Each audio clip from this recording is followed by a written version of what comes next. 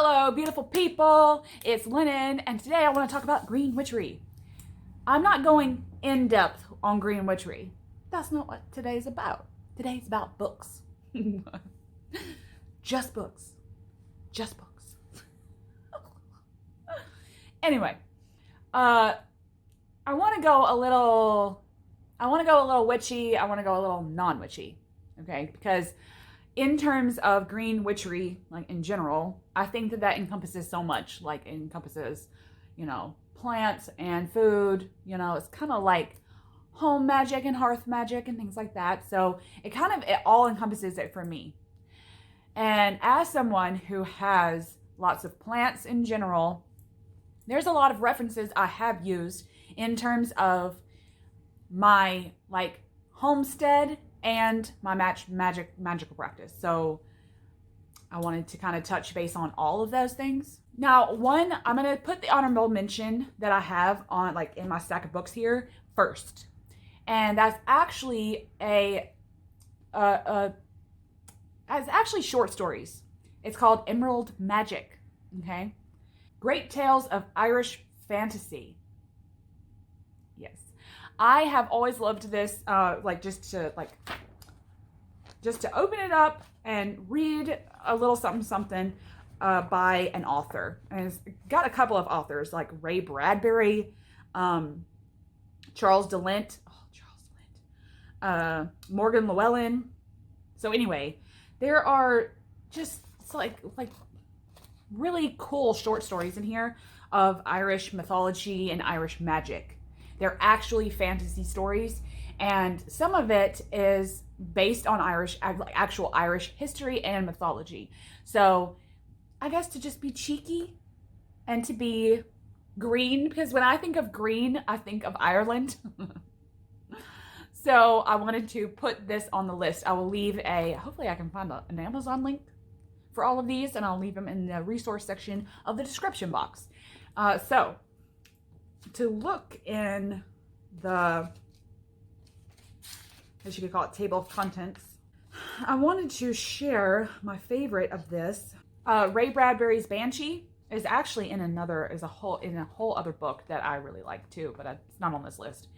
And then there's one in here that I really, really love. It's called The Hermit and the She. Okay, you know what the She are. They are the Fae, right? They're part of the Fae. Little side note, I hope that this isn't too weird, but upon learning a little bit more about the She, I came upon a song, an Irish folk song called, it's actually based on a story of the k.lennan. Sounds familiar, doesn't it? Lennon, k.lennan. Hey, my Lennon, oh, my Lennon. Okay, anyway, it's a song that's based on this story of the k.lennan. Now, the k.lennan k.lennan means fairy lover. So it's, I guess, about this, I think it's by either a human or just a non-magical human that falls in love with the she, or maybe it's the other way around. The she doesn't fall in love with humans. Anyway, there's some really big turmoil that happens upon the mixing and falling in love or I don't know, something along. It's like a love story. It's like a dark love story. Anyway, fascinating because I think that that's a link between my own name and the she and the fae and being a lover, k.lennan means lover in Gaelic. So isn't that cool that I found a link to the fae because of my name, even though I'm not named after, Gaelic Irish folk tales. So yeah, there's that. It's just a link. So The Hermit and the She is definitely one of my favorite short stories out of this. So if I can find it, I'll leave a link to this below. In terms of green witchcraft, I guess you could say one of my very first magical / spiritual books that linked me to The Magic of the Earth was Way of the Shaman by Michael Harner. Okay, this is a very, very good, like, personal tale, like how he came about shamanism, how he came about mapping like his own practice with it. It's a very, I have a very old copy. There's like actual rituals in here. Look at those eagles. Seeing a power animal 4 times, drawn by Barbara Olson. Look at that. Oh, and then this is like actually it looks like a ritual. What does the blurb say? Blowing the guardian back into the patient's chest. And then blowing the guardian back into the patient's head. So it's like a ritual done. There you go. So it's just a very good, like, a very cool read.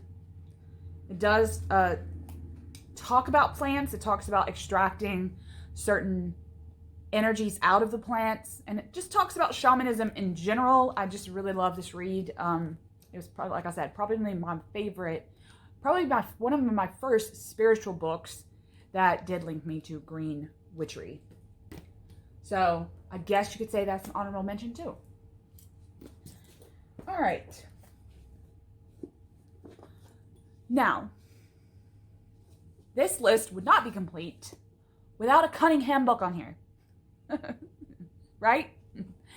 My all-time favorite green witchy herb plant book in terms of witchcraft, okay? I have more favorites that aren't witchy. Spoiler. Spoilers. Love River Song. But the Encyclopedia of Magical Herbs by Scott Cunningham is one of my all-time favorite encyclopedias, references to herbs in general. This actually really helped me to map out my herb garden, to be honest with you. I have a pretty extensive herb garden, and I don't really, I've said this before in a previous video, that in terms of magical correspondences, I really do like to use what is on hand, not so much that I have to use a specific plant or herb because of their magical properties. If I have to substitute herbs for something else, or if I don't have a specific herb, I am known to use whatever the fuck I have on hand. Okay?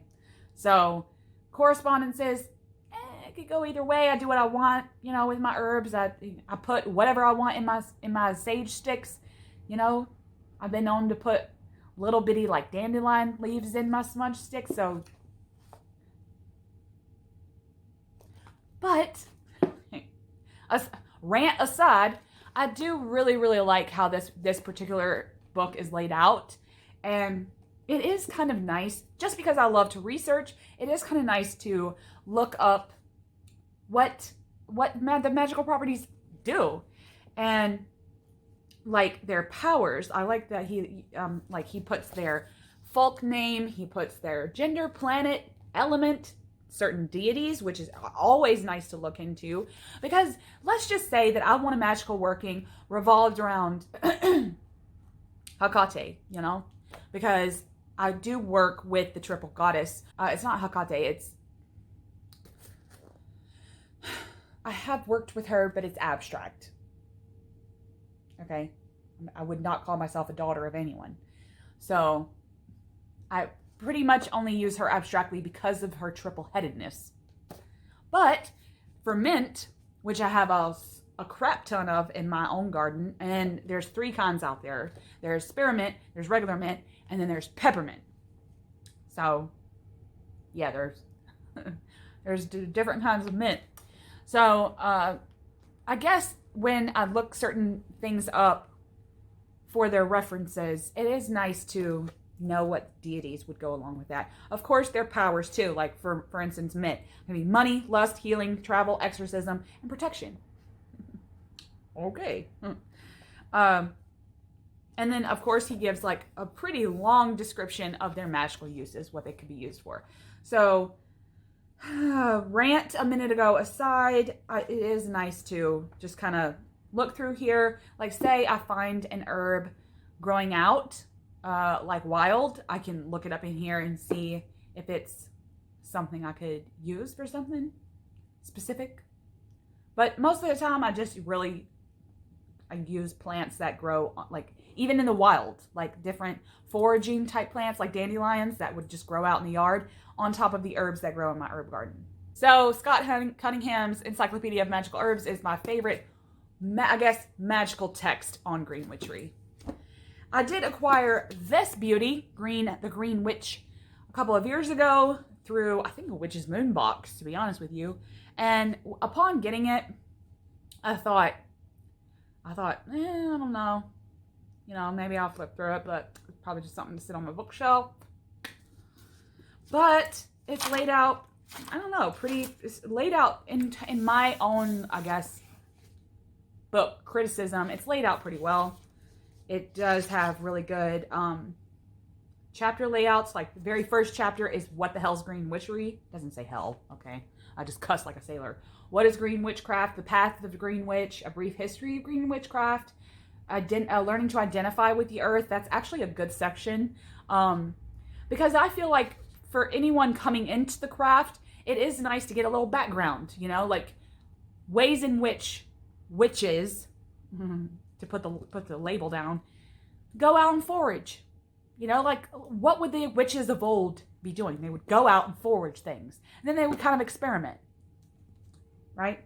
Embracing your own power is chapter 2, focusing on energy, tools, sacred space, sacred outdoor space, which is actually a pretty good section. Like I said, my herb garden is like a circle, so it like sits right in the front of my house in very good lighting.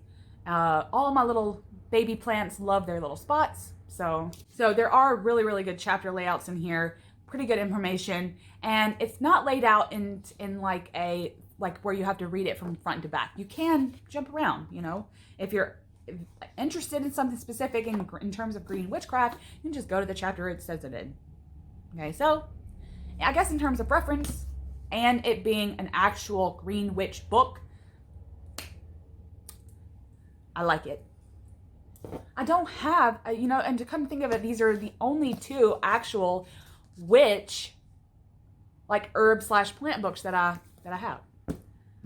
So, you know, leave your references below. Now, the last 2 that I have are very, very, very dear to my heart, but they're not witchy at all. Okay? They are witchy because I'm a witch, but they are not advertised as being witchy texts, okay? But that doesn't mean that I haven't been able to use them in my practice. And I think that it's nice to, like, sure, books like this are fantastic to actually get into like the witchcraft aspect of it, like the magical aspect of it. But when I want practical knowledge, scientific knowledge, actual plant knowledge, not that these don't go into that, the witchy books, but I kind of like scientific references. And this is my very ancient, okay, like ancient book of how to grow and use herbs. And this, oh my God, I've just used it so much, okay. Safe Botanical Medicine. We'll get to that in a second. Plants and their uses, correct scientific Latin names, if you're interested in that kind of stuff. I don't really care. How to grow herbs. Because a lot of the herbs that I use, like the ingestible kind, are full sun, right? Let's just say. And a lot of them, okay? Not all of them. But there are some that can be considered plants, not necessarily herbs, but they are ingestible, that don't take full sun. So it's just kind of nice to know scientifically where they should go in your yard if you're going to be planting them. So that's what I liked about this. How to prepare medicines from a herb, when to harvest. That was really hard for me when I first began doing my garden a couple of years back. And even when I lived like home with my parents and we did landscaping, like general landscaping, it was really hard to like get into when to plant specifically, when you're supposed to harvest, when their plants are at their, you know, good for the picking time. So it's kind of like you have to keep writing it on a calendar, you know, every month. Like, okay, this is the month to do this. This is the month to do this. Like year after year until it just gets shoved into your brain. So when to harvest your herbs for medicinal use, how to dry and keep them, and doses of herbal medicines, theories of healing, and of course, further reading, because all good books have bibliographies. So, allow me to read the first line of this entire book, okay? I mean, the very first chapter is why use herbs. But listen to this. The word paradise comes from the Persian word for garden. Okay, think back to the creation story, the Garden of Eden. And for each of us, a garden can be our small part of heaven. Has not the poet said, man is nearer to God in a garden than anywhere else on earth? How beautiful is that? How spiritual is that? Right? This is my like I said, very ancient copy of this book, but it is more scientific than spiritual. But it does have a place on this list for me. Like green witchcraft at its base level. So I hope I can find a link for this too. I think it says by S. Rogers. So there's that. All right. Now the last book is, I guess you could say, my all-time favorite herb plant book of all time. And it ain't witchy. New Choices in Natural Healing. Look at this. Look how beat up. Like, I've left this out. Like, I've had this outside because I was doing some foraging. I've had this left out in the rain before. It's just beat up. It's hardback. But the way in which this particular, I even have so witchy of me. I have sheets of paper in the very beginning, right beside the hardback, for spells and things. But this isn't only on, this isn't plants. This is ways in which you can use homeopathy as cures. So it's medicine. It's natural remedies for headaches and for anxiety. And I do believe that there are some things that we can't cure, okay, medicinally, with just natural remedies. I know that there's lots of science that goes into the doctors, becoming a doctor and all that. But I do believe that sometimes it could just be you getting back to your roots, getting back to the fact that it's been proven that if you ingest local honey that has been harvested in your area, that it helps with allergies. For someone with environmental seasonal allergies, my husband and my 2 children, we all suffer from seasonal allergies. Local honey has been a lifesaver. When we get all nasally, we make some cool, some tea of our choice. Usually it's peppermint, or for me it's lemon, and we douse it with our local honey that we get from a farmer that lives 20 minutes from us. So it's been a lifesaver. So I do believe that in some instances, yes, treatment and things like that through a medical practitioner is fine, but then sometimes it is nice to see what the ancients would have done, what the elders would have done for these same types of symptoms. Okay, not that they would have known per se what they had, but upset stomach and diarrhea, let's sing the Pepto song. They would have used certain herbs and tinctures and acupuncture and massage oils and things like that. They would have used the things they had on hand to cure their thing.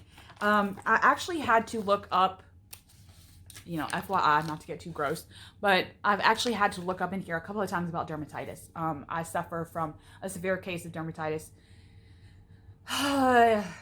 Dry patches of skin, basically. Scaly skin. Like eczema. And eczema is, if you've got eczema or if you've even heard of it, is there's no cure, medically speaking, but you manage it, and it is extremely hard to manage. hard for mine. And I don't know. I think it's because I'm pale skin. I have had to have skin cancer removed, like one big time. I've had to have it removed. So I'm just susceptible to skin things. So I've had to look that in here. They've got dry hair. They've got endometriosis. I mean, insomnia, psoriasis, leg cramps, kidney stones, panic attacks, being overweight, osteoporosis. I mean, they've got a whole bunch of stuff in here in the table of contents that you can, look up. And like, if you're experiencing these things, these ailments, I'll call them, then you can look up what the natural remedies for them are. So just to give you kind of a layout, let's get to a page where there's like an actual,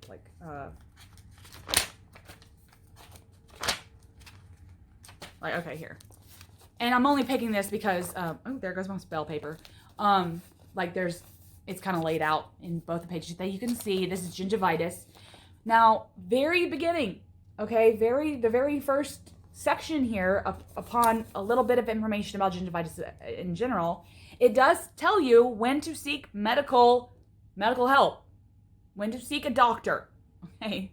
So that's good, because then you kind of know, well, I'm experiencing some symptoms, but not these, or one of these, or two of these. Maybe I need to go to an actual doctor, okay, and not even fool with doing this. But if it's minor things, if some things you can, basically. It's nice to have this little section of when to seek medical help. So, the sections they have available for most of all the elements included are aromatherapy, okay, smells, food therapy, herbal therapy, okay. I want to say for toothaches, they tell you to chew, this is actually an old wives' tale. Didn't actually know that there was any anything credible to that, but chewing on a clove, okay, like a whole clove, is supposed to cure toothaches. What I like to do instead is smush a whole clove, okay, so it's not concentrated any, but you smush the whole clove, like you crush it, and then you make it into a paste, so like put like a drop of water in there and make it into a paste, and like put it on your tooth. That does help. And I believe that the reason it helps is because cloves, if you know anything about cloves, they are pungent as hell. Their smell is like really, really high. Like you've got a pungent ass odor. And I think that because everything in your sinus cavity is all kind of linked together, so I think that it's the smell and the bitter ass taste that just makes you forget about your toothache. Because you're too busy worrying about not gagging with that pungent smell. So I think that's why that works. But it could be something inside the clove that works. Homeopathy. There are things that you can do like a couple of times a day in terms of homeopathy that they suggest, I guess you could say. So there are actual homeopathy, but you could just have this smell going in your essential oils. Essential oil burners, they got vitamin and mineral therapy, and sometimes they have sound therapy or reflexology or hydrotherapy, which is something to do with that's water, flower remedies, so like essences of flowers. They just have so much in here, so many references to how to use the earth basically in curing certain ailments that you have.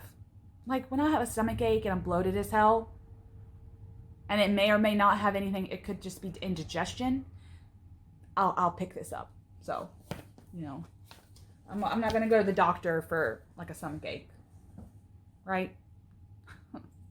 So anyway, yes, leave me all your references, okay? If you have a favorite green witchy book, leave it below. I guess another thing to note is that on the day I'm filming and uploading this, it's St. Patrick's Day, so that's kind of another reference to the green. Anyway, so yes, if you have a green witchy book or text or anything. It doesn't have to be witchy. Leave them below for me. I greatly appreciate it. I hope to see everyone again on the channel. Much love.